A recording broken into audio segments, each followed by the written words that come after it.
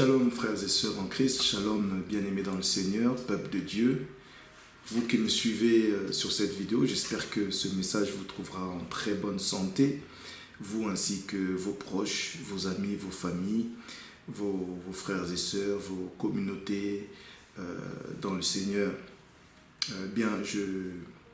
Je suis votre frère, je suis votre serviteur de Dieu, Étienne Dialakana et prophète. Je me suis permis de faire cette petite vidéo pour vous transmettre un message que Dieu a mis dans mon cœur, que le Seigneur a mis dans mon cœur. Et avant de vous transmettre ce message, j'aimerais aussi partager une vision que j'ai eue.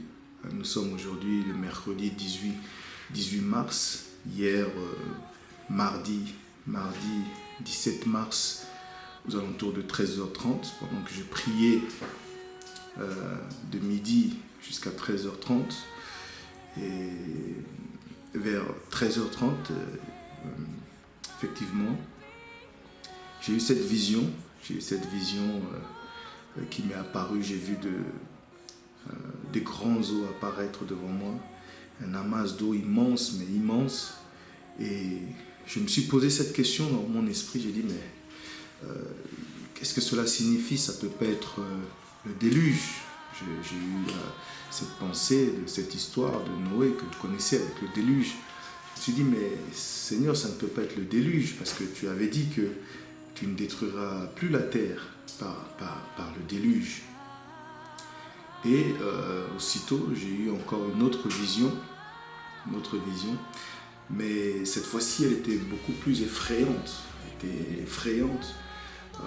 J'ai vu des tonnes et des tonnes, des millions et des millions de crânes humains qui étaient entassés les uns les autres. Et j'ai eu très peur, mes amis. J'ai eu très peur, frères et sœurs. Et je me suis dit, en mon esprit, j'ai commencé à parler au Seigneur. J'ai dit, mais Seigneur, je lui ai posé 3 questions. Je lui ai dit, qu'est-ce que cela signifie?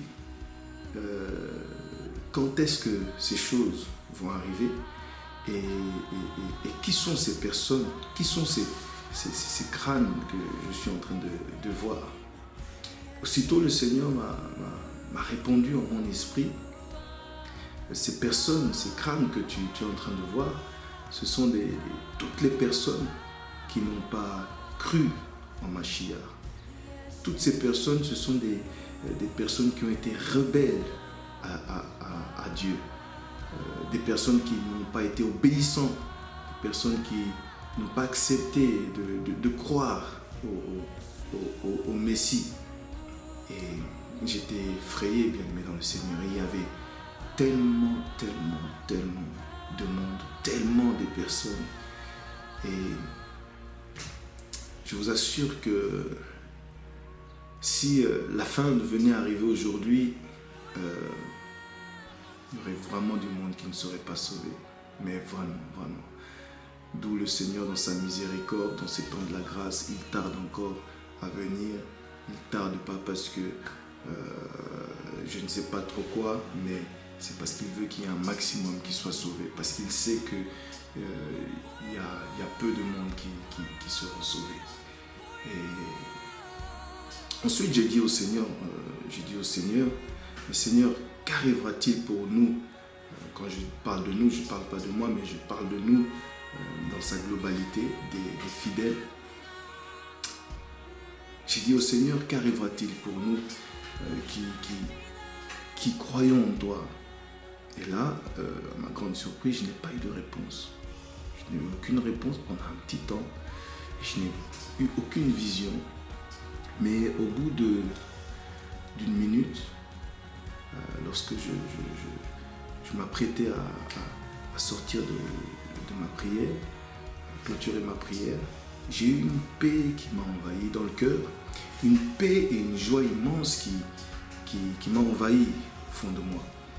Et c'est là que j'ai compris que pour nous, et je voudrais rassurer un frère, je voudrais rassurer une sœur, un enfant de Dieu, un serviteur de Dieu comme moi, une servante de Dieu aussi, que tous ceux et celles qui ont reçu le Seigneur Jésus-Christ véritablement dans leur cœur, le Seigneur m'a mis une paix pour nous faire comprendre que vous serez avec moi et je serai avec vous. Nous serons ensemble dans sa gloire, et nous vivrons une paix éternelle. Il n'y aura pas de souffrance pour nous, il n'y aura pas de souffrance, bien au contraire, mais il y aura une paix et nous échapperons à cette immense souffrance qui est en train de se préparer et d'arriver pour frapper la terre. Que Dieu vous bénisse là où vous êtes. Et maintenant, je voudrais partager ce message que Dieu a mis dans mon cœur, ce message que j'ai appelé le dévoilement du Mashiach. Le dévoilement du Mashiach. Avant toute chose, nous sommes dans une période de crise. Nous sommes ici en France. Le président français Macron a parlé de guerre sanitaire, toutes ces choses. Et nous voyons par ces déclarations que l'Europe tout entière, je peux dire comme ça, l'Europe tout entière se mobilise par-ci et par-là. Les gens, nous le voyons ici autour de nous, comment les gens se mobilisent pour faire face à cette crise, pour faire face à cette guerre. Combien les gens se mobilisent pour faire face à ce virus appelé le coronavirus, le Covid-19. Mais, chose étrange, c'est que nous ne voyons pas autant de mobilisation pour le royaume des cieux. Les gens ne se mobilisent pas pour leur salut. Les gens ne se mobilisent pas pour le retour du Messie. Les gens ne se mobilisent pas pour sauver leur âme, tout simplement. La Bible dit à quoi ça sert de gagner le monde si tu ne peux pas sauver ton âme. Vous voyez là encore l'esprit des rébellions à l'Éternel. Vous voyez là encore combien si Mashiach devait arriver, combien des gens ne seront pas sauvés. D'où le travail de l'Église, d'où l'évangélisation, d'où la prédication, d'où il faut annoncer le Messie, l'évangile du Messie, d'où il faut être les témoins du Christ. Et donc je voulais d'abord nous interpeller par rapport à cette mobilisation. Mobilisons-nous beaucoup plus pour le salut de notre âme. Mobilisons-nous beaucoup plus pour le retour du Messie. Le Messie, Yeshua donc, Jésus-Christ de Nazareth, qui n'est pas mort mais ressuscité, revient bientôt et très bientôt. Pour ceux qui le savent, seront d'accord avec moi. Mais ceux qui l'ignorent et ceux qui mettent encore des doutes, je vais juste vous rappeler qu'au temps de Noé, Noé a pris 120 ans. Ça lui a pris 120 ans pour construire l'arche. C'est-à-dire que pendant 120 ans, il construisait l'arche. Chaque année, il annonçait l'arrivée du déluge. Et les gens se moquaient de lui. Les gens le méprisaient. Tous les jours, tu nous racontes que le déluge va arriver. Chaque année, c'est la même chanson, c'est la même chansonnette. Le déluge va arriver. Et c'était devenu un sujet de moquerie. Mais Noé, ainsi que sa famille, ont eu foi à ce qui était annoncé. Et 120 ans plus tard, le déluge est bel et bien arrivé. C'est pour vous dire que tous ceux qui nous critiquent, tous ceux qui nous méprisent, je parle bien de l'Église, bien sûr, parce que c'est l'Église qui annonce cela. Et tous ceux qui minimisent ce message, tous ceux qui n'ont pas foi à ce message concernant le retour du Messie, je vous assure et je vous garantis le Mashiach est en train de revenir. Et il va arriver. Il va arriver. Peu importe le temps que ça va prendre. Pour Noé, ça a pris 120 ans. Et il a fini par arriver. Nous continuerons à annoncer son retour parce que c'est une promesse. Il va bien arriver. Et c'est sur son arrivée que je voudrais que nous nous mobilisons plus, au lieu de se mobiliser plus pour ce virus que nous n'avons pas besoin, n'est-ce pas? Donc voilà, et pour revenir maintenant sur ce message, le dévoilement du Mashiach, qu'est-ce que c'est? En quelques mots, je vais prendre juste l'exemple d'une femme enceinte. Vous savez, lorsque une femme est enceinte et sur le point d'accoucher, d'abord l'enfant qu'elle porte, pour que cet enfant vit et survit, il a besoin de 3 éléments. La première des choses, c'est le liquide amniotique, le cordon ombilical pour se nourrir et le placenta. Ce sont ces 3 éléments qui lui sont vitales, qui lui permettent de vivre et de survivre. Ce sont ces 3 choses sur lesquelles il compte le plus. Ce sont ces 3 choses auxquelles il est accroché, attaché le plus. Et sans ces 3 éléments, cet enfant ne peut jamais vivre ou survivre. Aujourd'hui, je ne vais pas revenir sur le message du coronavirus. Il y a beaucoup de vidéos qui circulent par rapport à cela. Il y a beaucoup de serviteurs de Dieu, des messages que l'Église est en train d'annoncer par rapport à cela. Mais nous sommes dans un contexte où nous ne pouvons pas passer outre. Et c'est dans ce contexte que je voulais partager ce message pour nous faire comprendre que Dieu seul est le maître des temps et des circonstances. Il n'y a rien qui échappe à Dieu, même ce virus. Et ce virus n'est pas le premier des choses. Ce virus n'est que la continuité des choses qui ont été annoncées par notre maître, notre Messie, Yeshua Mashiach, dans le livre de Matthieu, Matthieu chapitre 24, lorsqu'on lui a posé la question par ses apôtres, les disciples, Maître, quand la fin du temps, quand la fin du monde va arriver? Et le Maître a présenté plusieurs circonstances, plusieurs événements qui allaient arriver, que la terre allait connaître et subir, notamment des guerres, notamment des famines, ainsi que des épidémies, des maladies et toute autre chose. Et cette épidémie du virus, coronavirus, n'est qu'une suite des annonces de notre Seigneur, et d'autres choses vont aussi arriver. Mais ce qu'il faut connaître et comprendre, ce qu'il faut retenir, c'est que derrière ces virus, oui, il y a un esprit. Certains diront qu'il y a un esprit, certainement. Oui, nous pensons aussi qu'il y a un esprit, l'esprit de mort, parce que ça fait des ravages. Mais derrière cet esprit encore de mort, qu'est-ce qu'il y a? Et nous pensons que derrière cet esprit de mort, il y a l'Éternel, il y a Dieu. Il y a quoi? Il y a le message de Dieu. Dieu est au contrôle de tout. Dieu est au contrôle des esprits des morts. Dieu est au contrôle du coronavirus. Dieu est au contrôle de toutes sortes d'épidémies, de toutes sortes de circonstances, de situations. Et il est écrit qu'il est le maître du temps et le maître des circonstances.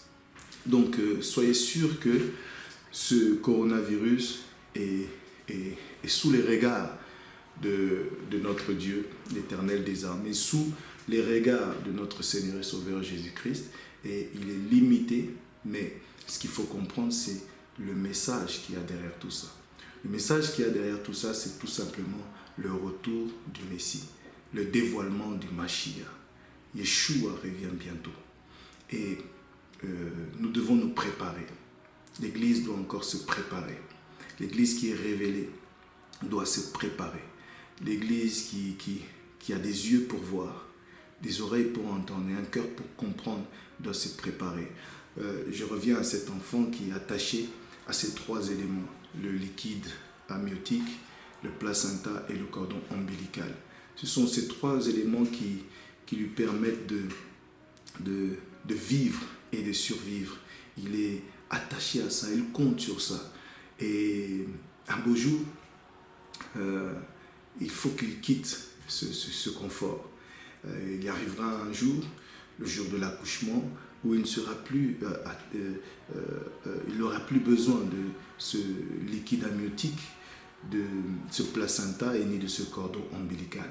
C'est ce qu'on appelle l'accouchement. C'est ça l'accouchement. Se détacher, quitter en fait le confort, quitter en fait tout ce à quoi il était accroché, attaché, tout ce à quoi il était des éléments de survie, des éléments vitaux pour cet enfant. Se détacher de tout ça, sortir de tout ça. C'est ça l'accouchement. Et aujourd'hui, nous ne sommes pas à la fin, nous ne sommes pas encore arrivés à l'accouchement, mais nous sommes ce que le Seigneur Jésus-Christ a dit dans le livre de Matthieu 24. Ce ne sera pas la fin, mais ce ne sont que le début des douleurs, c'est-à-dire le début des contractions. Nous sommes dans le début des contractions. Nous sommes en train de bientôt arriver à cet accouchement. Bientôt, nous allons, en fait, l'humanité va sortir devra sortir de tout son confort, de tout ce à quoi il est attaché, il est accroché, tout ce à quoi il lui est vital, tout ce à quoi il est essentiel de vivre et de survivre comme cet enfant.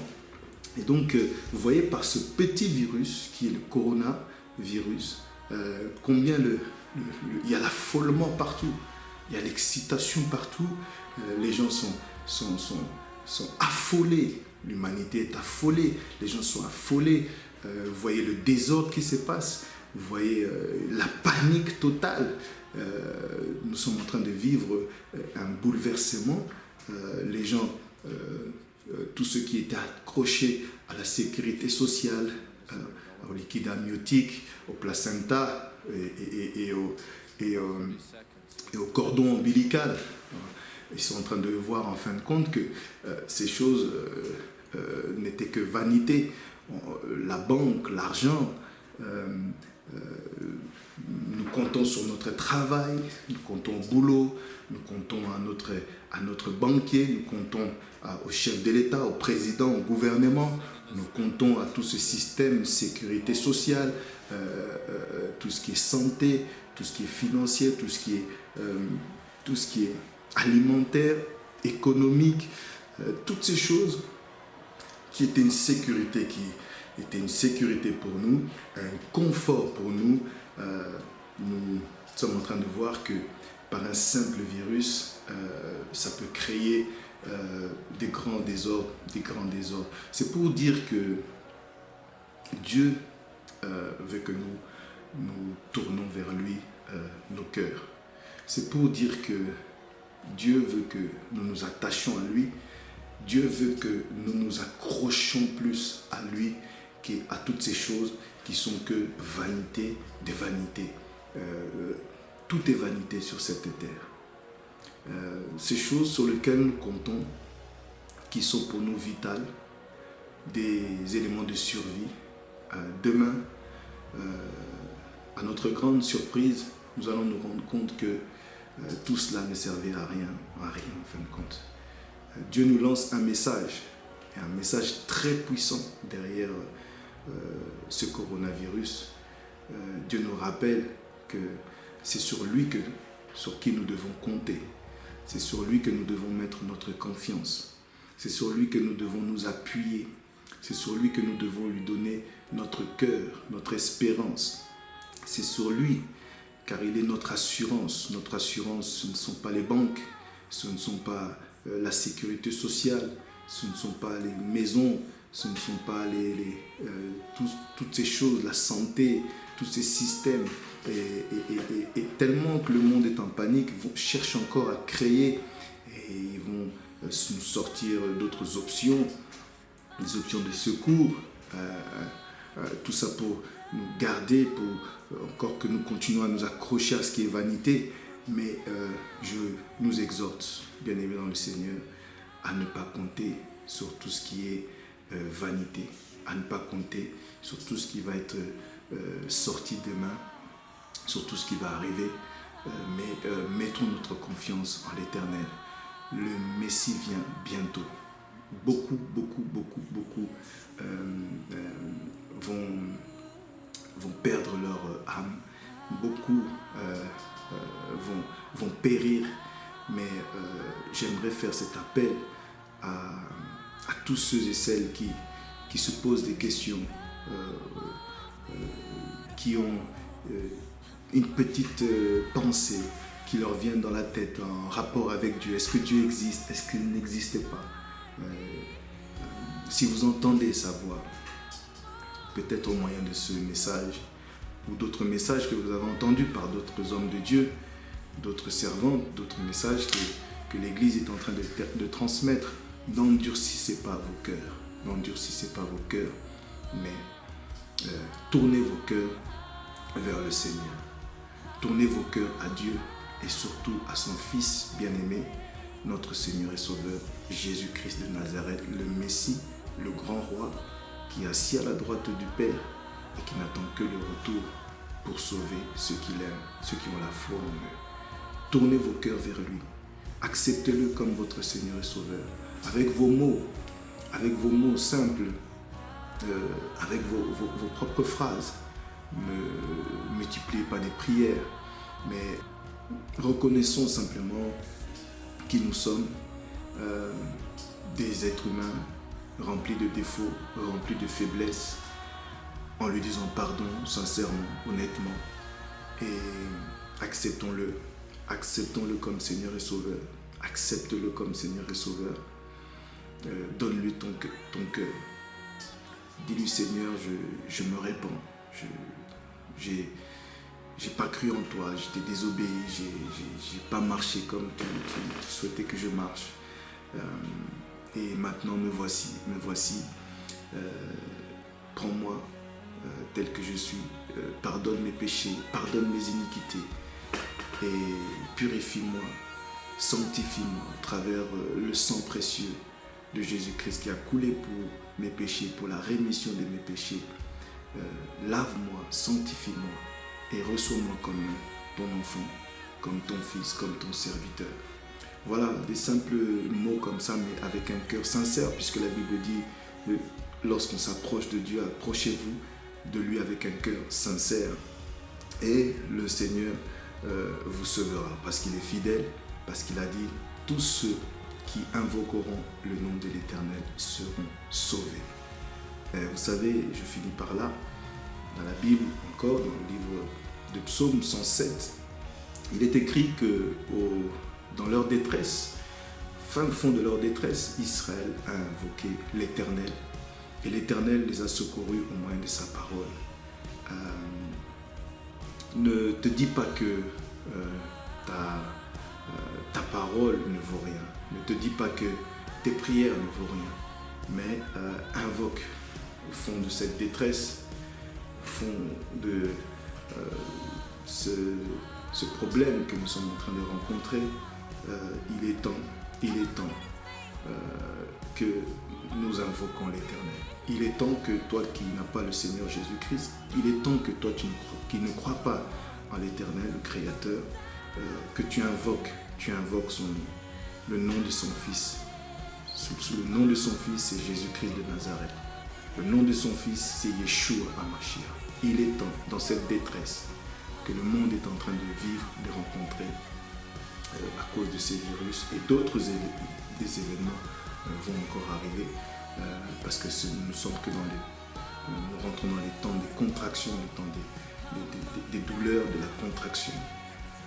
Il est temps maintenant, avant l'accouchement, d'invoquer le nom de l'Éternel. Voilà, c'est le message que je voulais vous faire passer. J'espère que ce message vous aura béni. Voilà. Je ne suis qu'une voix parmi tant d'autres voix qui sont levées avant moi et d'autres voix qui viendront après moi. Mais que ce message contribue à votre salut, que ce message contribue à votre sanctification, ce message contribue à votre bénédiction. Voilà, que Dieu vous garde, que Dieu vous protège au moyen du sang précieux de l'agneau de Dieu. Nous sommes plus que vainqueurs, sachez-le, ne craignons rien. Le Seigneur est avec nous et nous serons avec lui. Si Dieu est pour nous, personne ne sera contre nous, ni ce coronavirus. Que le Seigneur vous bénisse et à très bientôt. C'était votre frère, le serviteur de Dieu, le prophète Étienne Dialakana. Merci.